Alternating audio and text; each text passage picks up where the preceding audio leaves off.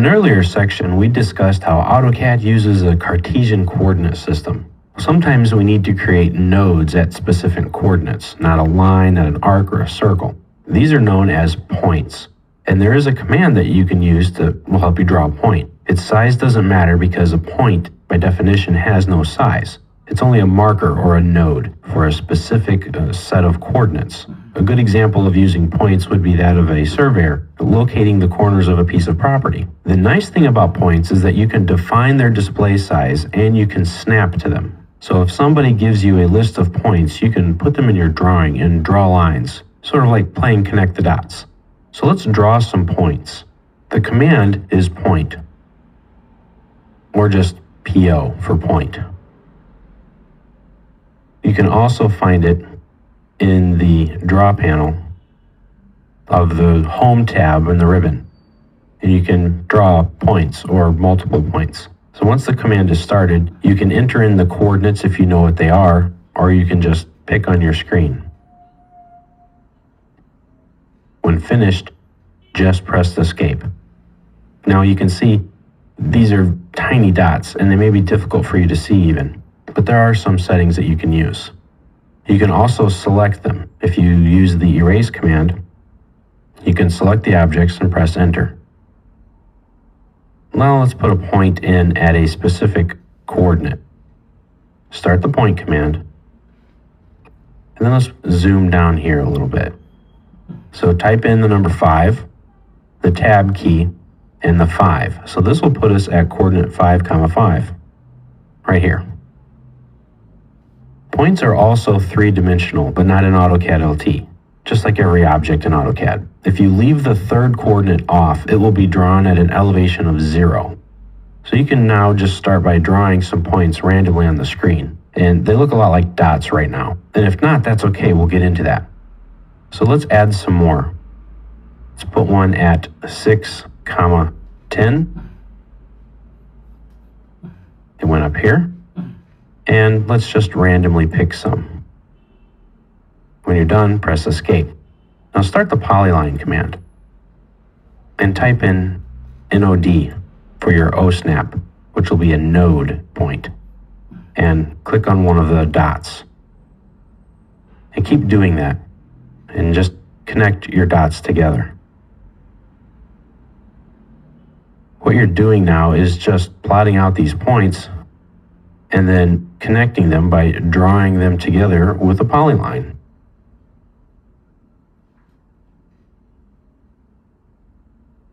And you can make various shapes, etc. Now your points are still there. They didn't go away. They're just hard to see right now. If you want to change the appearance of your points, you can. You'll have to use some different system variables. One of them is called PD mode. By default, it's set to 0, and this changes the appearance. For changing the size. So if we set in 1 and we zoom in, it's still hard to see. If you type PD size, right now the size is set to 0, and that's part of your problem. If we set it to 1, refresh our screen, it's still not working the way we want. That's because these settings are very hard to use. So let's go to something else called DDP type. Press enter. Now we have something we can use. This is a nice little visual style where you can pick what your point looks like. This is a dot, this is nothing. This is a plus, an X, etc. And now you can pick the size. When you're done, you click OK. And there you go. Points you can use. So if we type in the DDP type again, we can change the point size right here. And now they're a bit smaller. You might have to do a regen, REA, regen all, to visualize it. But there's another setting here, set size in absolute units. That will set the size of it and lock it in. So we have it at 0.5 units. So no matter how far we zoom in or out or what scale the drawing is at, it will be 0.5 units in size. Sometimes though, you will use a viewport and you'll have a different scale for your drawing, and so your 0.5 may be too small. So sometimes you may need it to be set to the relative to screen size. Now that will keep it at 0.5 units, but relative to the size of your screen. It's a percentage, not a unit size. So let me show you. If I click OK, they reduce in size. They're at 0.5% of my screen size. So if my screen here is 100%, it's taking half of one of those percents. Now, if I zoom in, it looks like they're bigger, but when I refresh my screen, again, they're smaller. So they stay the same size regardless of where I'm at. Let's pick a different percentage, one that's easier to see. Let's go kind of big. Go 10%. So now you see how big they are. If I zoom in, they stay that size relative to the screen. Now that's very handy when you have a lot of points over a big area and you're changing the scale of your view. But sometimes you do want to lock them in to one size. It's all going to depend on what you're trying to do with your drawing.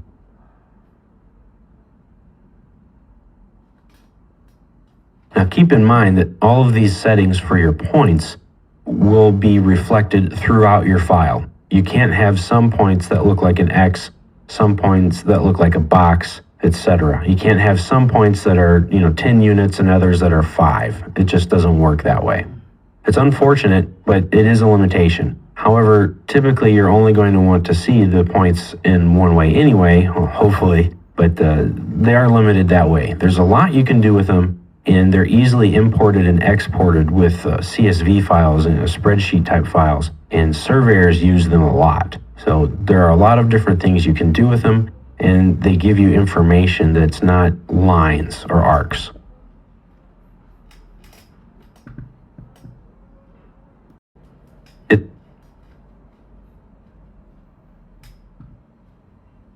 One thing to be able to draw lines and circles, but it's another to draw them accurately. That's where O-snaps come into play. O-snaps are one of the key features in AutoCAD that will enable you to draw accurately and precisely. O-snap is short for object snap. They force you to automatically draw from a specific point on an object, or to an object, or draw to an object in a specific way. I just want to make sure that you get an introduction to them here, as well as some other methods of drafting. You're going to use O-snaps everywhere. In every way that you draw, you're going to need them. So you need to learn them. In fact, we've already shown you some of them, like endpoint, midpoint, and center of a circle. We're going to look at them in depth in a later section. But right now, I want to make sure I tell you what they are so that when I try to use them even more throughout the rest of the video, you won't be confused or lost. This way, you'll have a much better understanding of what they are and what they do. O-snaps can be turned off and on, or they can be used individually, or a combination thereof. When you turn them on by pressing the F3 button, that is called the running O-snap, because your O-snaps are always running. If you look down at your status bar, when you toggle the O-snaps on and off, you'll see in the command line that it tells you that O-snaps off, O-snaps on. This button right here will also toggle your O-snaps off or on. Some people will even go so far as to get a 5-button mouse and program one of those extra buttons in the mouse to toggle the F3 button off and on, which turns the O-snaps on and off on the fly. There are times when they get in the way. There are times, though, when you absolutely have to have them. They make drawing so much easier. So pressing the F3 button will toggle them off and on. And once they're on, they'll be running. And when they're running, I mean like your refrigerator is running type of a thing. They're always on. So let's get a quick demonstration.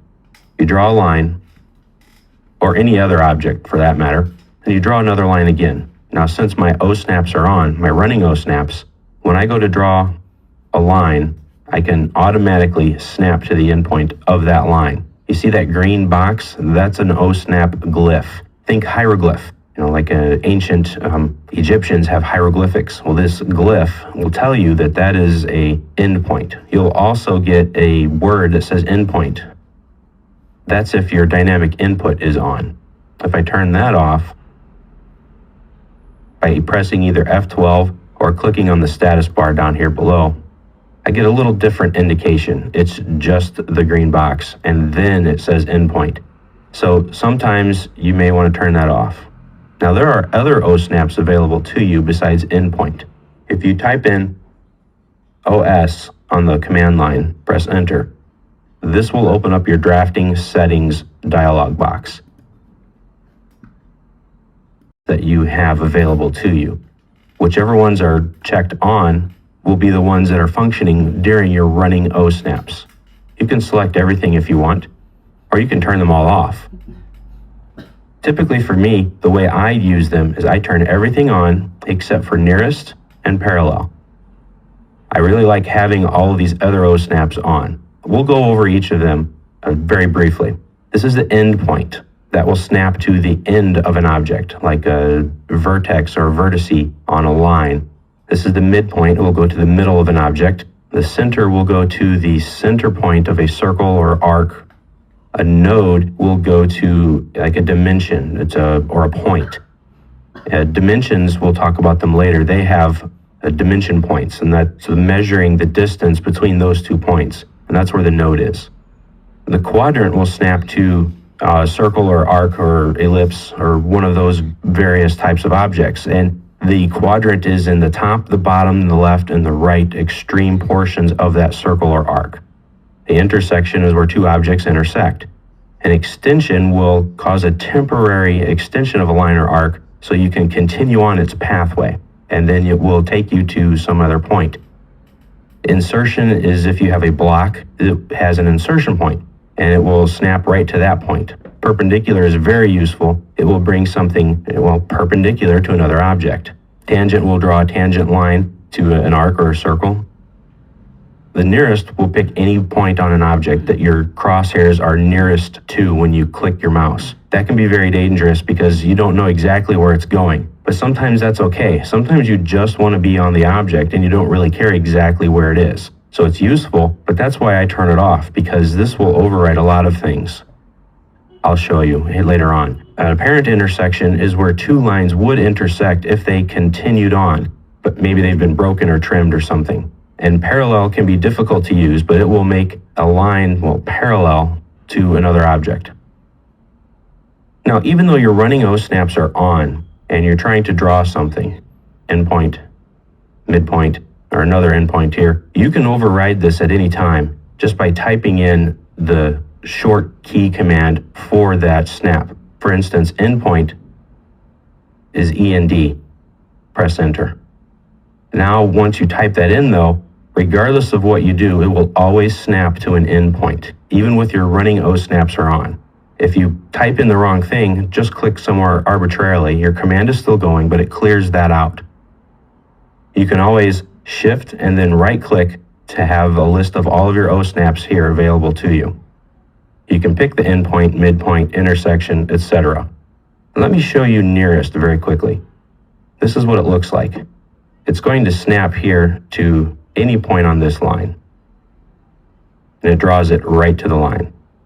So that's the general idea for OSNAPs. We'll talk about them in depth a little bit later on, but we'll really dig down in and deep and show you some tricks that you can use with them. But otherwise, we're going to use them off and on throughout the rest of this video.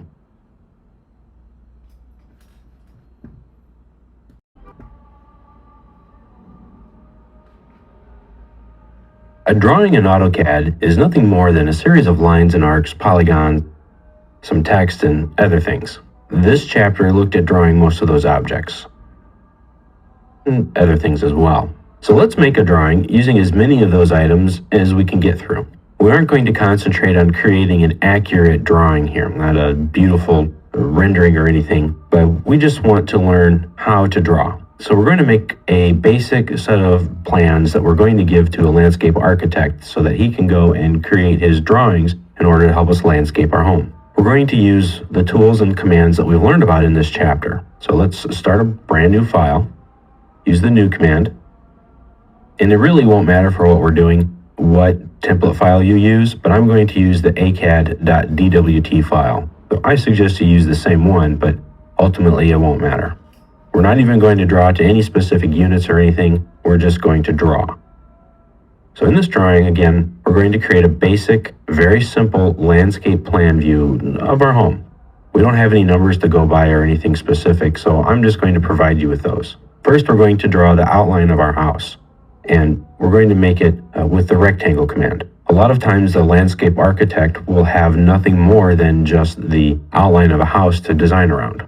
So start with the rectangle command. You can pick it here in the Home tab, in the Draw panel, on the ribbon, or you can type in rectangle or just REC. Now you can pick any point you want in your file here, it won't matter. Pick a point, and now we're going to try to make this house big enough to live in, I guess. We're not sure what our units are, and in this case it really won't matter for our example.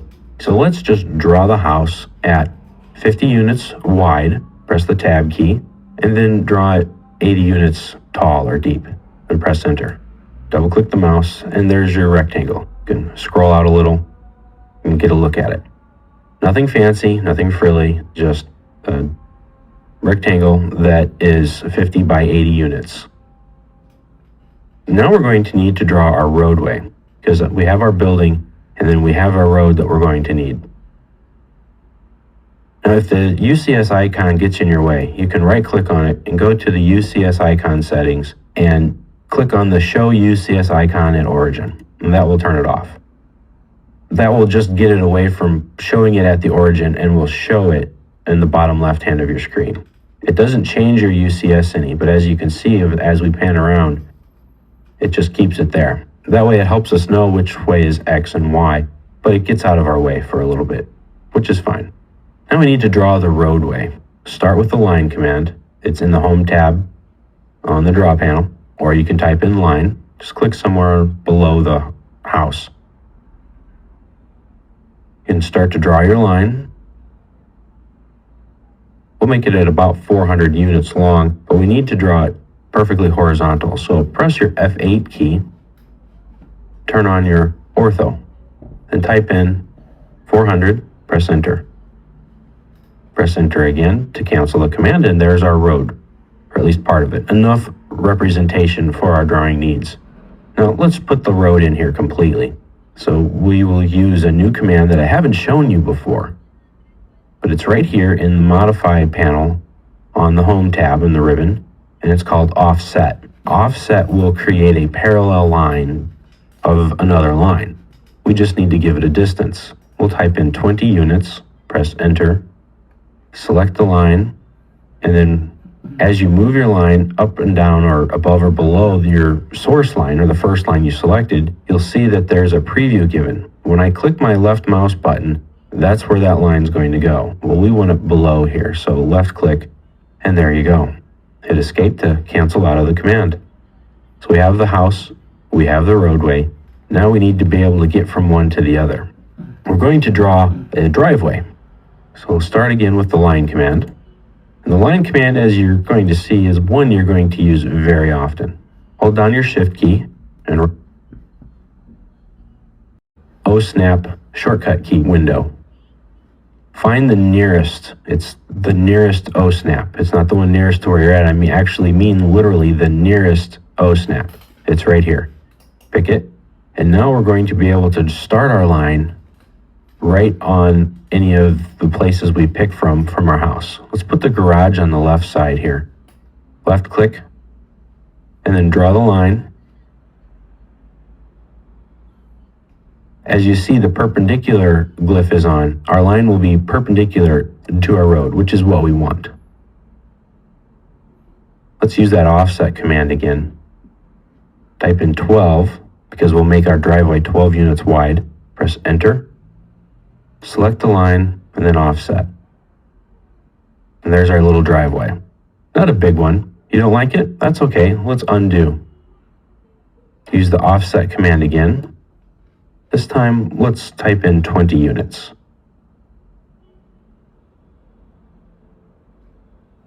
Select the line and left click, and there you go. Press enter. Now let's draw a door. Most homes have a door, and we'll draw it just so that the landscape architect knows where it is. Start your line command again.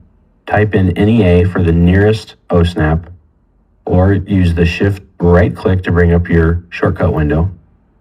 Click somewhere on the house here.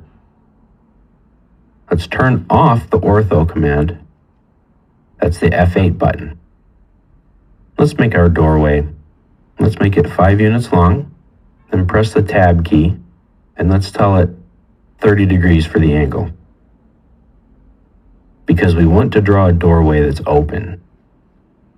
Now let's put a little arc in here. A lot of times the doors will be depicted as having a line and then an arc. Use the arc command. We want to use start, center, angle, since we know these three things. Select the command.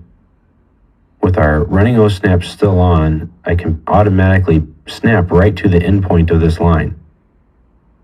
That's the start. Now we need the center. If you're not sure of the order of what to do, just follow the instructions on the command line. This is the center line for our arc, because we're going to draw an arc that starts here at the edge of the door and goes into the building. So pick the endpoint. And now we need to tell it to go to 30 degrees. Now be careful, because drawing to specific degrees can be difficult for AutoCAD to understand exactly what you mean. As I move the mouse around, you can see that degree number changes. If I am way over here and I type in 30, it may do some weird stuff, or it may automatically work. Be careful with your snaps. Be careful with your direction in which you're trying to look at. Remember, the arc comes, it starts, and then it goes in a counterclockwise direction. So if I wanted this arc to start here, come from here, and then go down, I would have to type in negative 30 degrees. So be careful. If you get some weird thing, just erase it. Remember, select it, then hit the delete key, and then do it again. Remember, the last arc command you used will be the one that's up in this main button area. But we use the start, center, angle, because we have the start point, we have the center point, and we knew the angle was 30 degrees. Double click the scroll wheel, and we have a house, we have a driveway, we have a road, and we have a door. So far, so good. One thing we didn't do though, and it was a major mistake, and I apologize, we have not saved our drawing. If AutoCAD were to crash, or you were to lose power, or your computer were to fail, any of those things, right now you wouldn't have any of this work saved anywhere. So come up to the Save button, click Save.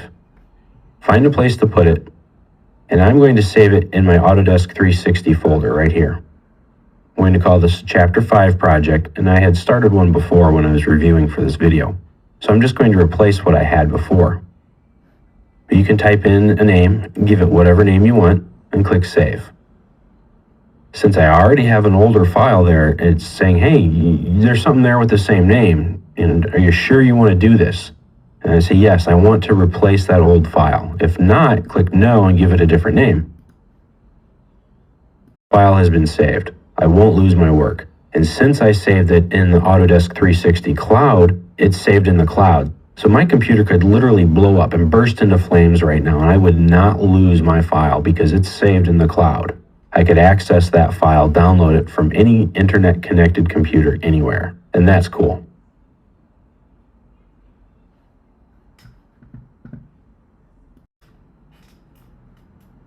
The next step, we need to put in some other items. We have a door, we have a driveway, a road, and we have our building. Let's make a walkway from our door to our driveway. Start the line command, type in near for nearest, come down here, with ortho still on, let's come down 10 units, type in 10, press enter, and then come across the left here. And let's use the perpendicular O-snap. If you don't have the perpendicular O-snap turned on, you can type in PER for perpendicular. Press enter, and there you go. Press enter again. Let's start another line. Type in near, and we'll come down again till it looks good. Well, before we came down at 10, so let's come down to about 15. 15 units, press enter, and come to the left, Type in PER for perpendicular, press enter again, and enter one more time. And now we have a little walkway.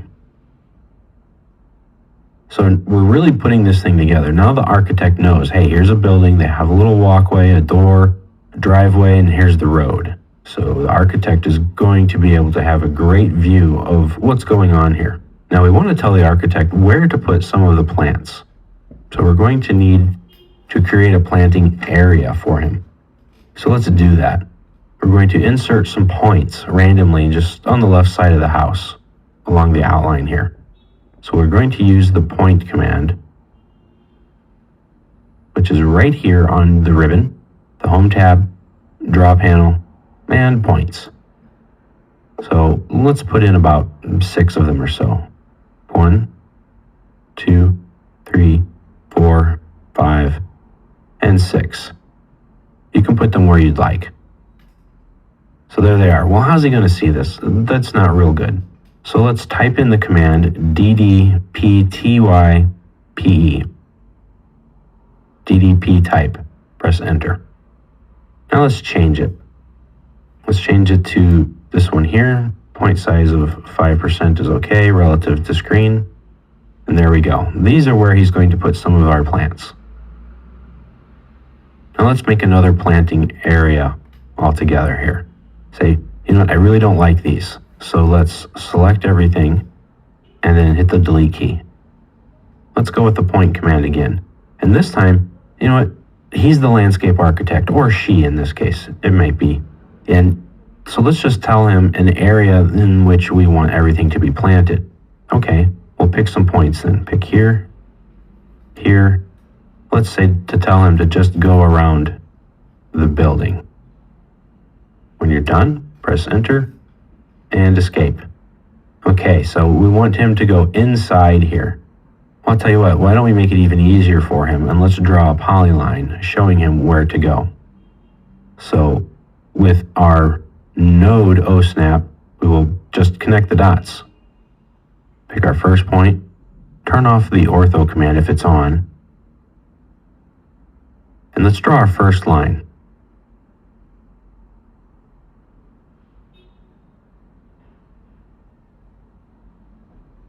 Okay, now we have our first line drawn.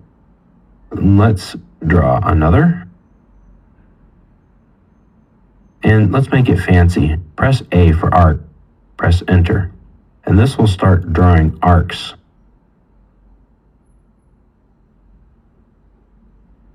To our points.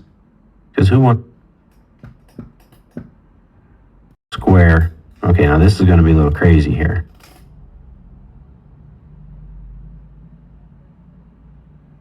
Probably more crazy than what we want. But that's okay, because we can edit this. Select the polyline, click that midpoint, and stretch it out. We're going to smooth things out with these grip edits.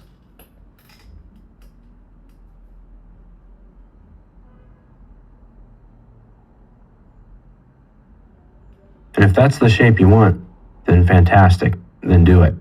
If not, then you can erase all of these and delete them again, or move them around, or just draw a new shape. Now let's say on the right that we want to create a pool area. That's great, so let's draw an ellipse.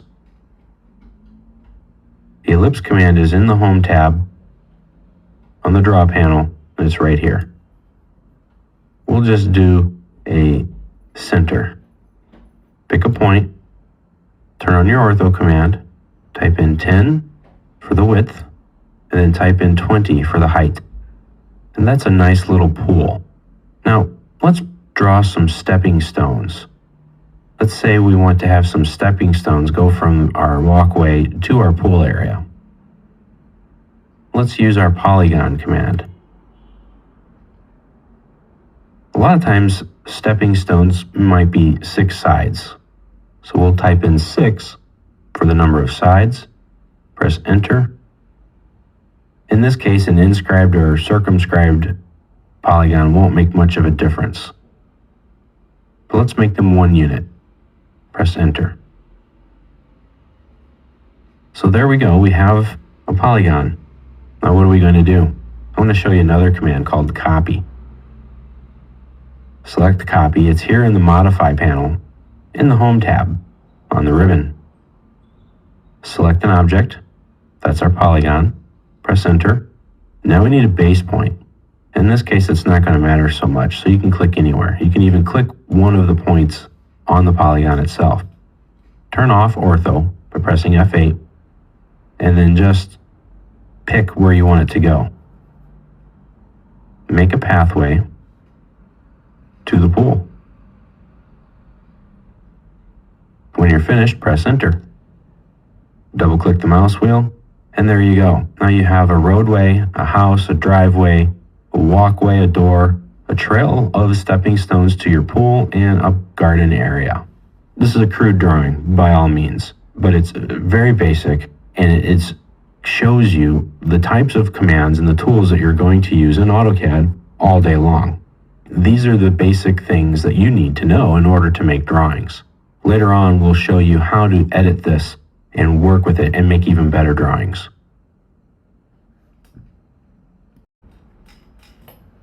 As in most projects, you have to make a mess in order to build something. AutoCAD is the same way. In order to create your designs, we will have to make objects in them that ultimately we don't want. A lot of times those objects come in the form of like a construction line or some sort of drawing aid. Whatever they are, they need to go away. So to do this, we use the erase command. You can find the command in the ribbon right here in the modify panel. In this chapter, you're going to see that we're going to spend a lot of time here in the modify panel. Click the erase button and then select an object or objects that you want to be erased. Press enter and they go away. Now you can start the command first, or you can make your selections first, then start the erase command, and then they go away. You can type in the word erase or just the letter E. Press enter, pick your objects, press enter again, and they go away. If you select your objects first, then start the erase command, then you're done. You're not in the command anymore. I can start my line command and draw something. Now you can also select objects and then hit the delete key. Either of these methods with the erase command or the delete key, they work the same way. They do the same exact thing. Now, what if you accidentally erased something like the oops command? You can type that in, press enter, and that will bring in the last things that you erased or deleted. That's nice. You say, well, why can't I use the undo command? Well, you can. You can go back, find all of the things you erased, and undo it. But let's say I accidentally delete or erase my pool, and then I do a whole bunch of work, like recreate another building right next to this. And then one over here, etc. Well, I don't want to undo all of my work. I just want to get my pool back. So if I undo everything, this is all going to be gone. I don't want to do that. I can just type in oops, and it brings it back for me. I didn't lose any work, just a minor inconvenience. So that's great. Now sometimes though, when you erase your objects or you're doing some other work, you're zooming in and out and things get messed up on their screen. Your drawing's not really affected, but something's just kind of screwy with your computer. Sometimes, for example, a circle or an arc will get segmented, meaning it won't be a round, smooth curve. It'll be just a series of jagged lines. That happens. Or when I zoom into these points, they're too big. Things like that. Or sometimes when you delete an object, there'll be a screen remnant, meaning your video card on your computer just didn't completely render your screen properly. That happens. When it does, just type in REA for region all. That will clean it up. We've seen that before when we've, zoomed out and started panning and just can't pan anymore. Type in REA for region all, and it will fix that. It will also re-render your points so that they'll be in the proper size, assuming you've set them up to be a size relative to your screen. So that's the erase.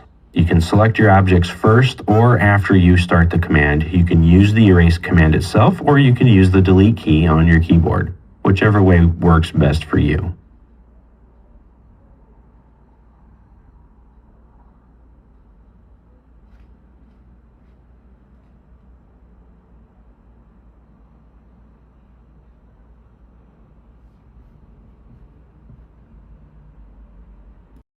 Keeping your work area neat and tidy is very useful in AutoCAD. That's the idea behind the delete duplicates command. It's not really new or anything, but it was fully installed into AutoCAD 2012. So that means in 2013 here that it's going to work wonderfully.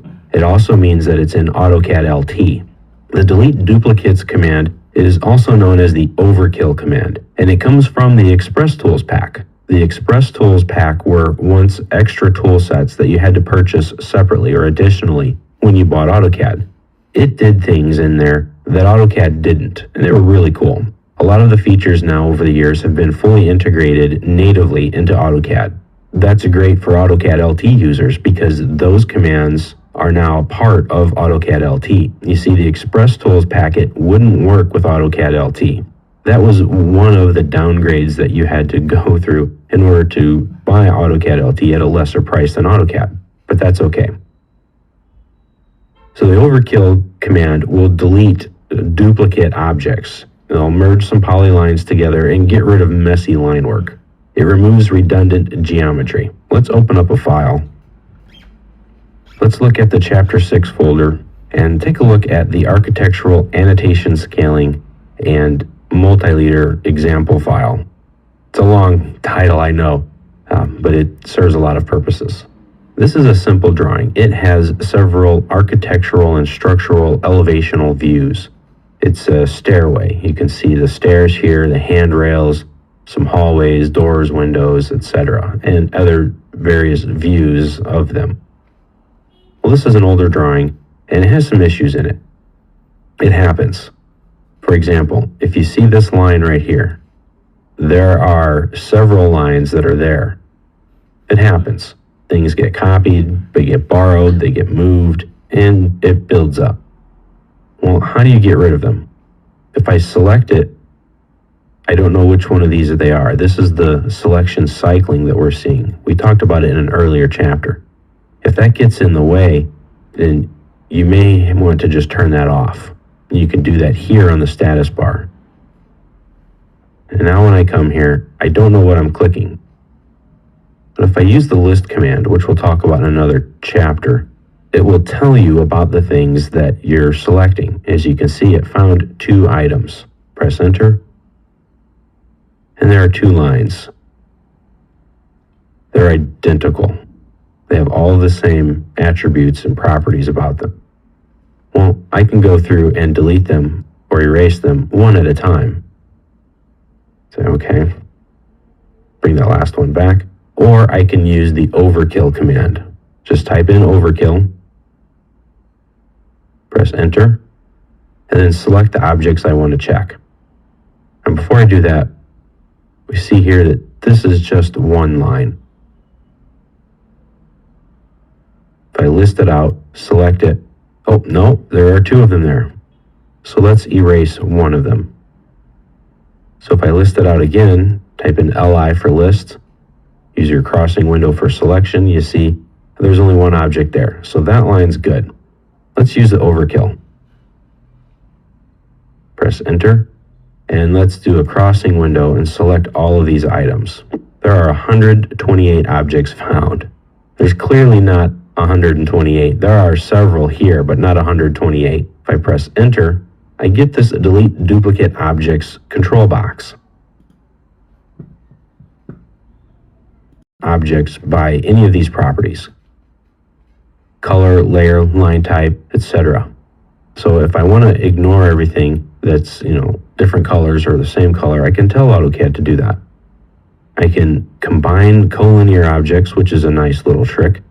They'll make them into one object. Or I can, maintain different associative objects, which we'll talk about later what those are, and some other things. Mostly it's going to delete them and get rid of the objects that are duplicate. Click OK, and there we go. 63 duplicates deleted. Now, I left this one here, which was great. If we list out again, there's only one object here. That's fantastic. And that's essentially what it does. It will ignore everything that's unique and get rid of everything that's a duplicate. So if you get a drawing from someone else and you're having issues with lines, you're trying to move them, you're trying to copy them, and it's just not working, well, that could be because of multiple objects. See, these are still good here. But if we look down here, it says 1 found, okay, 1 found. Ooh, 3 found on that selection. If you see right here, it tells you how many you selected with that pick and how many you have selected total. So here I could go and delete one, they're still there. Delete another one, it's still there. Delete another one, okay, that one's good. If I had to do that over and over again, it would take forever and I would have no idea what I've been able to fix and what still needs fixing. So if I zoom extents, overkill, enter, and I literally pick everything, press enter, and then OK. It found 156 duplicates and they were deleted, and it found 98 overlapping objects.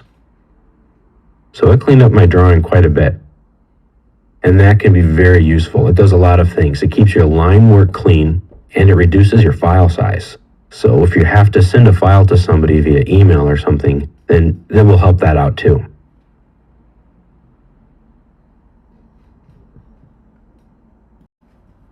The ability to move and copy objects with ease is why CAD replaced board drafting many years ago. These tasks are not easy to do on the drawing board, but they're very easy to do in AutoCAD. Move and copy, which is what we're going to look at in this section, work essentially the same way, but with a few differences. The copy command leaves the original object alone, and it keeps repeating. To move an object, you just start the move command by typing move or the letter M on the command line. It's also found here in the ribbon. Let's open up a file so that we can have some objects to move and copy with. In the Chapter 6 folder, look up the blocks and tables. Open up that file. This is an architectural drawing, and it has some lighting arrangements, some doors, some walls, and window treatments here. Very simple drawing, but it gets its point across. So to move something, start the move command. You can type in the letter M or the word move or pick it from the ribbon here. Now you select your objects. You can pick one object at a time, like the text here, or you can pick multiple objects, like the lighting here. Once you've selected everything, press enter, and now you need a base point. Pick that base point, and that's where you will grab those objects from, and then reposition it wherever you need to. That moved it. It takes the objects you selected, deletes them, and puts them where you tell it to. That's the move command.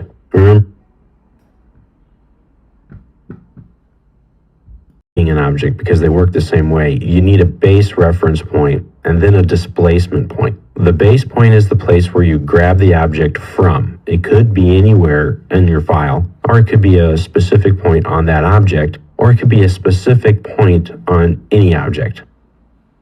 If we use the move command again, pick our base point, and then as you move around, you'll see that the object is being moved relative to where you first picked your base point at. So for example, if I want to move this sink, I can start the move command, select it, press enter, use my object snaps, my O snaps. I can type in mid for midpoint. Pick the midpoint of the back of the sink here. That's where I'm grabbing it from. Now, wherever I put that sink, that's where it's going to go, relative to the middle of that sink. So let's say I put it in the laundry room now. I'll type in NEA for nearest, press enter, and it will put the middle of that sink in the back of it right where I select on that wall. That was the move command. Well, that's great. You can be exact dead on with where you pick your object from and exact dead on from where you put it. Or you can just casually pick a spot and put it somewhere. It's up to you. AutoCAD will see it as being exact, even if it isn't to you. So keep that in mind. Now the copy command works exactly the same way. You just select your objects, you pick a base point, and then you pick your insertion point. So you type in the word copy or the letters CP for copy. Now don't hit C, that's circle. You want CP for copy. Or you can find it here in the ribbon. It's right by the move command. Now we're going to select our sync again, press enter. We're going to use the midpoint there, and we're going to make a copy of it, put it back where it was. Say, well, I don't have a real good selection point here, so I can't line it up exactly. So that's one thing you want to make sure of, is that when you copy or move something, you grab it from an appropriate point. Well, that's okay, we're pretty close here. We're going to use the move command again, select the sync, press enter, and now pick end point. If I grab the end point here, and now I use the perpendicular OSNAP, it'll put this line perpendicular to that line we selected, and it's in the right spot. And since it's perpendicular, it moved it orthogonally or straight, horizontal to the left, and put it in the right place. Most of the time you will move or copy objects from a point on the object, and that's not always true though. You will have instances where you need to move something relative to another location. For example, I can move or copy this sync, press enter, relative to the end of this wall. Now if I want it to be that exact same distance when I move it over here, it is. I can put in another counter that's the exact same distance that it was before. And there you go. I got it right on the first try. So keep that in mind.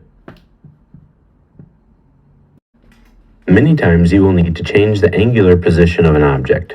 It could be the position of a house on a piece of property or a chair in a room. Perhaps a gear needs to be rotated in your drawing. There are many reasons that you may need to rotate something. AutoCAD is very specific on how it rotates objects.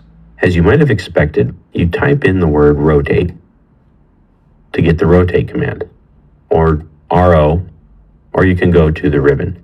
In the Home tab, the Modify panel, the rotate command is right here, right in the middle. Let's open up a drawing. Let's look at the rotation examples file for Chapter 6 and open that up. Here we already have a few lines drawn at specific angles and some text objects to let us know exactly what those angles are. So start the rotate command. Select the object that you want to rotate. You can pick one, or you can pick several. You can pick any type of object in AutoCAD. Press enter. Now you need to pick a base point of rotation. That's the center point of where you're going to rotate from. If your ortho command is on, let's turn it off. Press the F8 key to toggle that off. As you can see, we're rotating around that base point. Think of it as a circle, and that's the center of the circle. That's your center of rotation. Here, everything will pivot around that point. The second point you select determines the angle amount you're rotating. So where I pick is where it will end up. Or you can type in an angle amount. So let's rotate this 120 degrees. And there you go. We can also rotate in the opposite direction. Select your objects, pick your base point, and then type in a negative number. Negative 120 in this case, press enter. And that puts our lines right back to where we started from. A positive angle of rotation will rotate your selected objects in a counterclockwise direction. Same way when AutoCAD draws an arc, it draws it in a counterclockwise direction. So it starts here on the right, moves up and to the left, then down to the right. The negative direction, or the negative angle, goes in a clockwise way, 360 degrees. Now, the angle of rotation is based off of the horizon. You may have noticed that, or due east, or to the right of your screen. Your angle starts there horizontally, and it comes out from your base point and then goes up from there. So when I grab this line drawn at 0, it looks like I'm rotating it from the line itself. Well, I am in this case. But if I grab one at 45 degrees, the base point, as you can see, I'm starting off here, which is my angle of 0. And as I rotate up, the line that I'm rotating has a 45-degree angle from where I'm at. So if I need this line to go 45 degrees, I just type in 45 degrees. It's relative. But if I need it to go to the 60-degree line, I have to do some math. I can go 60 degrees, which is where I want to go, minus where I'm at, leaving me at 15 degrees. So I have to tell it, rotate positively 15 degrees. And there it is. There are 2 lines here now. If I want it to go to a specific angle, I can do something different. Select my line, enter my base point, and if I want it to go to that 60, I can just type in rotate 15 degrees. But sometimes you have no idea what that angle is. You don't know what the angle is you need to be at, and you don't know what the angle is that you're currently at. So, for example, let's cancel that out, and let's just draw a line at any angle. We have no idea what this line is, what the angle of it is. So let's start the rotate command.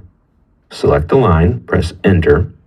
Now pick your base point, which is right here. Use your O snaps. Now type in R for reference. Press enter. We want to pick a reference angle or a reference line. So typically you're going to want to pick the exact same base of rotation point again. And then you want to pick a point on your line, which is going to be the end point in this case. And now, instead of starting at the horizontal position, I'm starting here. And I can put it exactly now where I want it to. Right there. We zoom in, we can see this line is drawn right over the top of it. So I had no idea where I was at, but I put it exactly where I wanted it to go. And that's a great feature. So let's look at these angles here, and we'll do the example again. Type in RO, pick your 15, enter, base point. If I want this to go to 30, and I type in 15 degrees, it goes there. If I rotate again, select my object, enter, pick my base point, and now go to reference. You can pick it right on the command line or just type in the letter R. Repick your base point of rotation, pick the end point, and now type in the number 30. It went right to the 30-degree line. It didn't rotate 30 degrees, but it went to the 30-degree line. So that's fantastic. If I have a line drawn at some weird angle that I don't know, I can take the time and measure that angle again.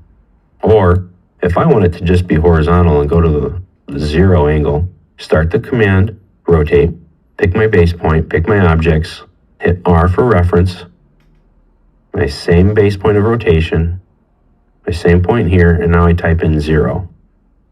And I'm horizontal. That's a cool trick. So you have 2 basic ways to rotate your objects. One is by a relative angle, and then one is to an absolute angle. There'll be different cases and different reasons to use either one. It just depends on their situation. Now there was another option. You may have noticed it. If we pick our base point again, of copy. Copy will rotate the line work again, but it will also leave the original where it is. I type in 90, there it goes. So it copied and rotated that line. So that's something that can be very useful to you as well. Size is relative, and so is scale. Sometimes you need an object to be bigger or to be smaller than what it is. In order to do that, you can use the scale command. The scale command will change the size of an object or objects according to a scale factor. That factor can be any type of positive and non-zero number. You can scale something by a factor of 2 or by a factor of 0.5. Open up the Scale Examples file. Here we have two boxes. One looks like a square, the other on the bottom looks more like a rectangle. Let's look at the top. The Scale command is found right here in the Modify panel on the Home tab in the ribbon. Or you can type in the word Scale, or just the two letters SC. Not the letter S, that will be Stretch. That's another command we're going to look at that's extremely useful. But the Scale command is very simple to use. Start the command, press Enter, and then select your objects. We're going to pick everything here, all of these lines. Press Enter, and now you need to pick a reference point. This point is typically a place on the object, but not always, and it will stay here. So if I pick the end of this box, or this bottom left-hand corner, that point will stay as it is and where it is.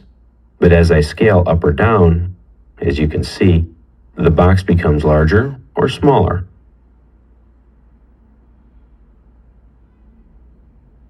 I'm going to turn off my running O snaps by pressing F3 because they're going to get in the way right now. I don't necessarily want to snap to something, but I can if I want, but right now I don't want to. Okay, so our base point will remain stationary. That's a reference point, and everything will be scaled according to the number that we give it, the scale factor, and be referenced by that scale from that point we picked. Now your second point is the scale amount, or the scale factor. As I move away from that point, AutoCAD registers a distance. That's the scale factor. As you can see, the number on my dynamic input changes. Right now, it's right at about 2.8 or 3.2. So it's right around a factor of 3. So this box is 3 times larger than the original. That's what it does. If I were to type in the number 1, it would remain the same because it's a scale factor of 1. If I want the box to be twice as big, I type in the number 2, press Enter. Now the box is twice as big.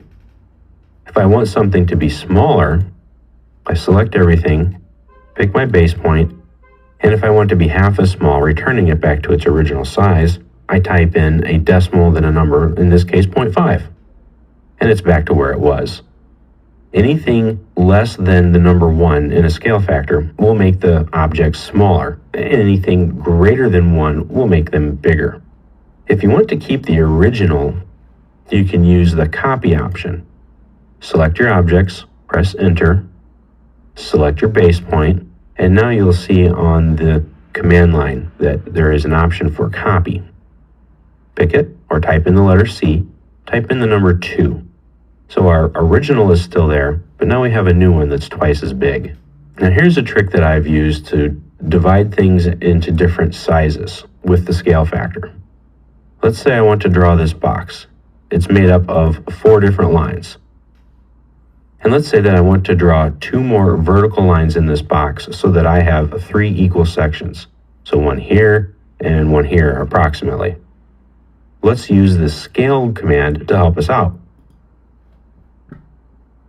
What's going to happen? Well, I'll show you. Since I want to divide this up into 3 equal sections, I can use the scale command on this top line and reduce it by 1/3. Now you don't have to put in a decimal. You can put in a fraction, 1/3. Press Enter. And now this line is 1/3 of what it used to be. If I use the copy command, I'll show you. Turn on my running O snaps again so I don't have to type them in. Grabbing the endpoint, turning off my ortho, snap once, snap twice, I'm back to where I was. 3 equal sections. Now I can use my copy command again, but this time copy this leg, snap to my endpoints of those lines, and there you go. I have no idea how long this side of the box is, but I do know that I just divided it up into 3 equal parts. That's a neat trick that you can use with the scale command. Sometimes in AutoCAD, we need to make existing objects shorter or longer. They need to be stretched. To do this, AutoCAD has a command called stretch. Let's open up our stretch examples file. In it, we have a line, an ellipse, and a simple gasket. We're going to stretch these different objects in different ways using several different methods. So you start the stretch command by typing stretch on your command line, or just the letter S. The stretch command is also found in the Modify panel and the Home tab on the ribbon right here. Start your command. Select your objects with a window or a crossing window. Press Enter. Pick a base point. Right now my ortho command is on, which is fine. And then pick a displacement point. And there you go. You just stretched it. The stretch command moves the vertices of objects. That means if you select an object by picking it, or if the object is completely enclosed in your crossing window selection, then the entire object will move, like this circle did and like this arc did. Now, this line on the top and the one on the bottom, the ends here didn't move on the left side. But the ends that we had included in our crossing window did. Let me show you again. I'm using a crossing window and I'm fully engulfing or fully enclosing the arc and then this circle inside it. Those will move. So the stretch command can also be used like a move command. Now that I've picked all of my objects, I press Enter. I pick a reference point and then my point of displacement. And I can stretch it all the way over here. Now you get a bit of a preview here. You can see the circle and the arc relative to each other haven't changed. And the endpoints of the two lines that are connected to the arc don't change either. But the parts that aren't selected remain the same, like this endpoint and this endpoint. So I can select this much and do that. I can select this much here, getting just the arc and part of these two lines, and do this.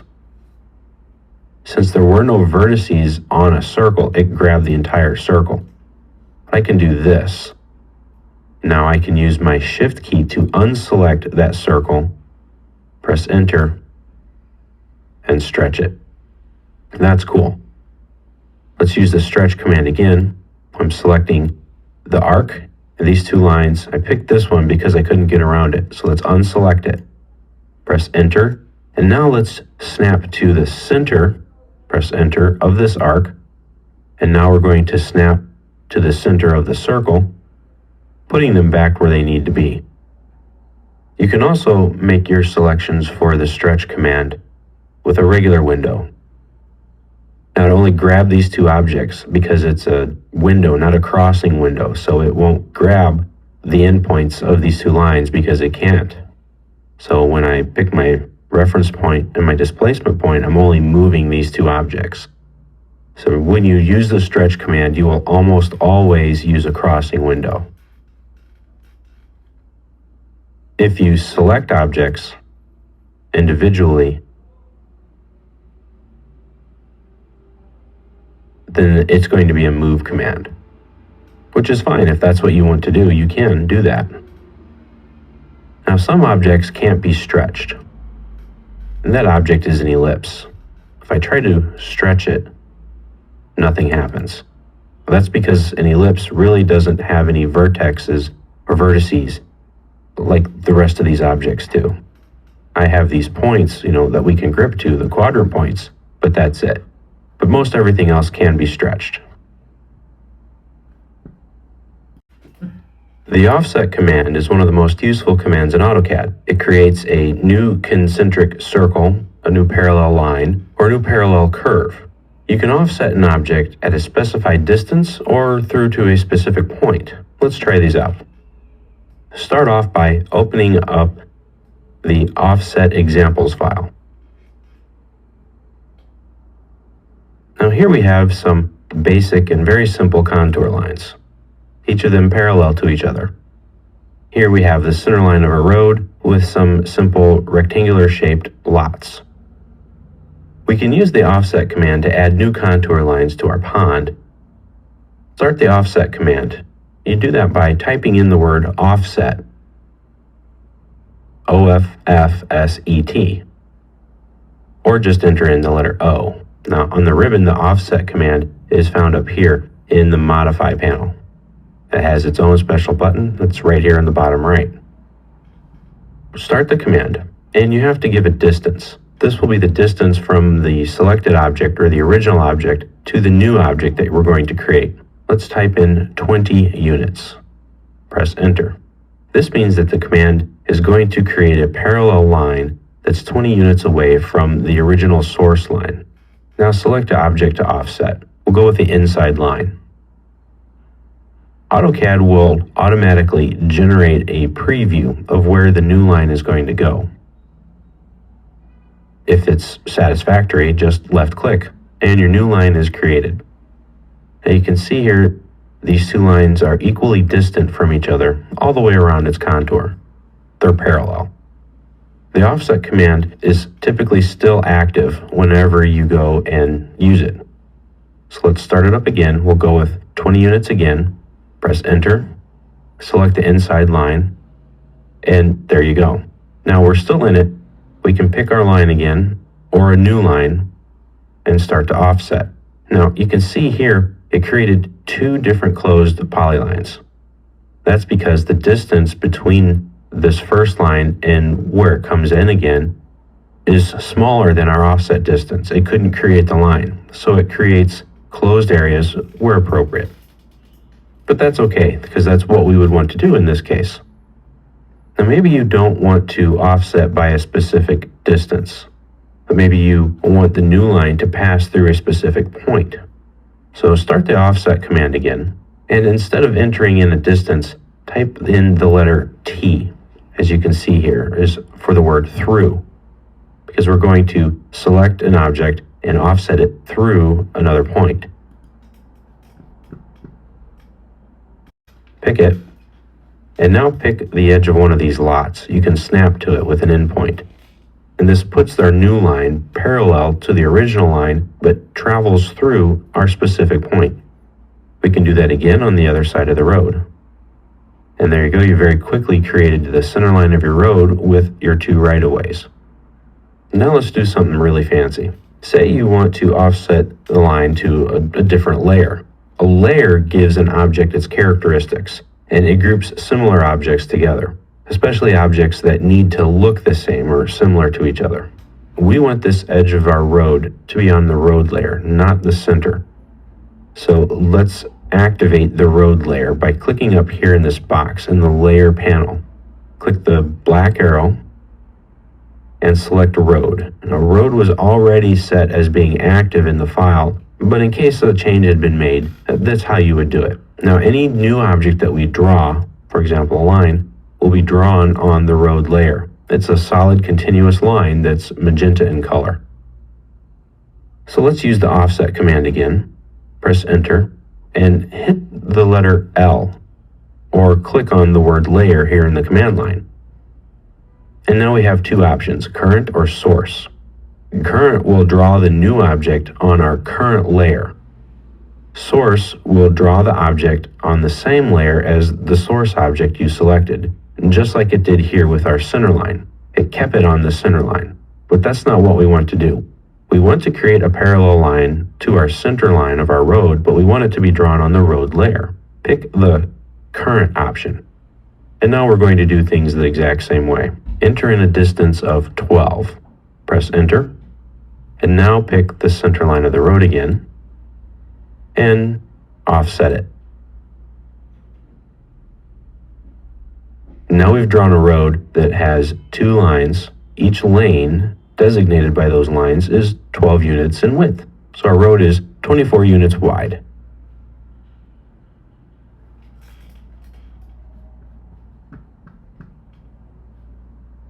If you're creating objects that are symmetrical, then you can save a lot of time and effort by only drawing half of it. That's where the mirror command comes in handy. Open up the mirror examples file.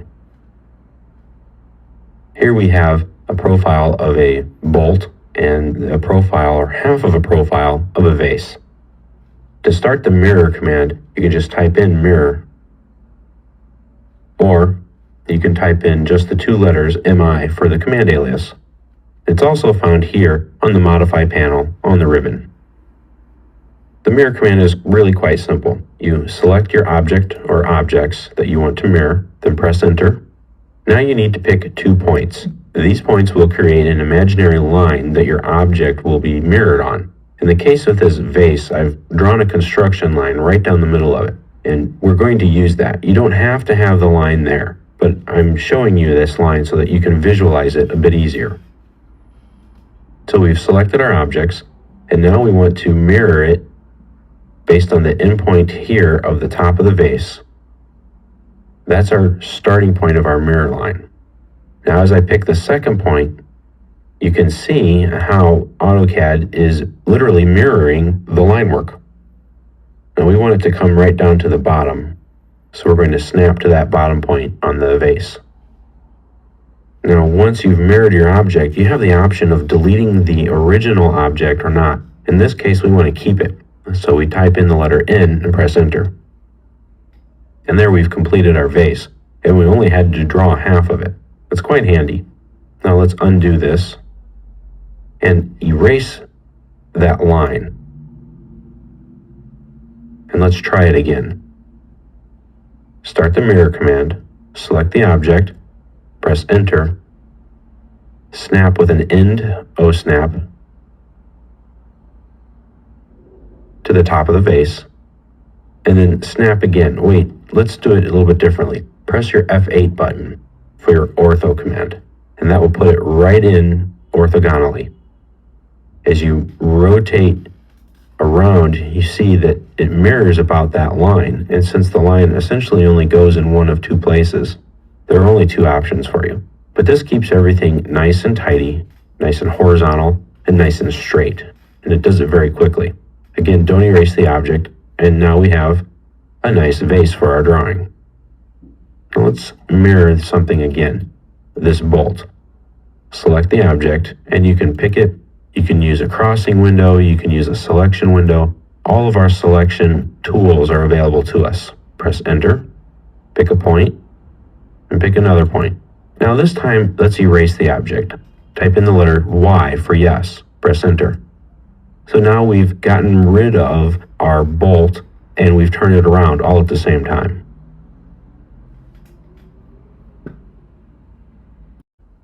Many times in your drawing, you will need lines to be a bit longer or a bit shorter. You'll also need your lines to abut up to other lines. That's where the trim and the extend commands come in. I've combined these 2 commands together because they're practically identical in function. The trim command will shorten your objects by cutting them away from different parts. And then the extend command will lengthen your lines to an extension line. Let's open up the trim and extend example file. Here we just have a series of different lines and circles, crossing each other and some not. If you draw some lines vertically like the ones shown here, and then some horizontally so that they cross back and forth. This way they're intersecting, or they possibly could intersect if they were extended or trimmed all the way. So let's start the trim command. Just type in trim, or just TR. Don't type in T because that will give you text. We don't want that. So we want TR for trim. It's also found in the Modify panel on the ribbon, and it's a flyout. And you have the option of using either the trim command or the extend command. We're going to start off with trim. Now once you start the command, you have to pick an object. This is the cutting edge line. So if we select this line here, then press enter, and you can pick more than one line. Now we've established our cutting line, or the trimming edge. Anything we click that's on one side of that line will disappear, just as if we took a knife and cut these lines right where our trimming edge is. So if I pick here, that goes away. Same with all of these. Now you can use all of your typical selection methods. Most of the time you're going to find that a crossing window or just a single pick like I did there will be enough to remove the unwanted items. I also find that the fence selection option is handy too. Make sure to pick the objects on the side of the line that you want to be removed on, the parts that you want to disappear. Now, let's try trimming some of these others. As you can see, these objects were not cut. The line did not physically go through them. Now, there is a way to get this cutting edge line to project all the way across your screen so that you can trim these other lines, because right now, if I try to click them, they won't do anything. But if I use the edge option, I can tell it to extend. And now it will trim these lines. That's great, because a lot of times you're going to find that you need to trim something or cut it away, but you didn't put in enough of a cutting edge line. So that's pretty handy. And you can always turn that off if you don't want it back on. The extend command works exactly the same way. It just makes the lines longer. Type EX for the extend command, or the full word extend.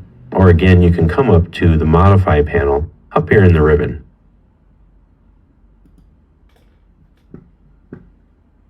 Underneath the trim command. So now let's select some lines. We'll pick this one here. Press enter. And again, you have the same options. You have your selection options here, your fence and crossing, and you have edge. We'll tell it to extend. And now I can pick all of these lines and they will automatically extend. Now that's a pretty cool feature. You can see that you can create a lot of line work just with the trim or the extend. Now let's take a look at the trim and extend commands up here. We have a series of circles that are concentric. Now let's say that we need to create a keyhole for this here. Now how can we go about doing that? Well, we're going to use the trim and extend commands, and we'll be able to create some items to it. Since we have most of what we need already, we can just start by trimming. Press enter. And let's select everything, because we can. You can use a trimming edge or an extension line and trim it at the same time. So if we want to cut out a little notch right here, we can. And we can start picking what we need. As you can see, we can do a lot of different things, because each of these lines are trimming lines. And we can keep trimming until we're done. Now let's select these and erase it. So we've made a quite different set of lines here. Let's use the trim command again.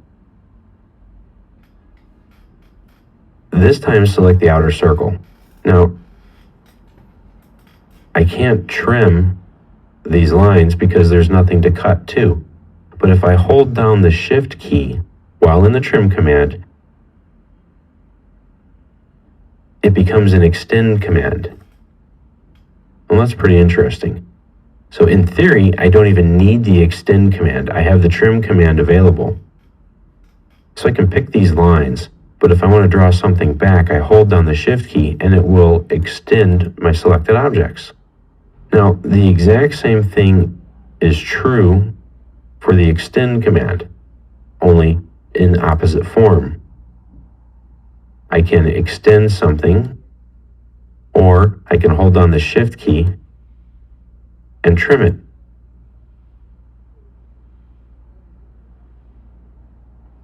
It's up to you, but that's a neat little trick. So if you're trimming and you cut it too short and need to put it back, don't stop the command and start a new one. Just hold down the shift key and pick your object, and it will extend it back to the proper length that you need. That's a great time saver if you make a mistake.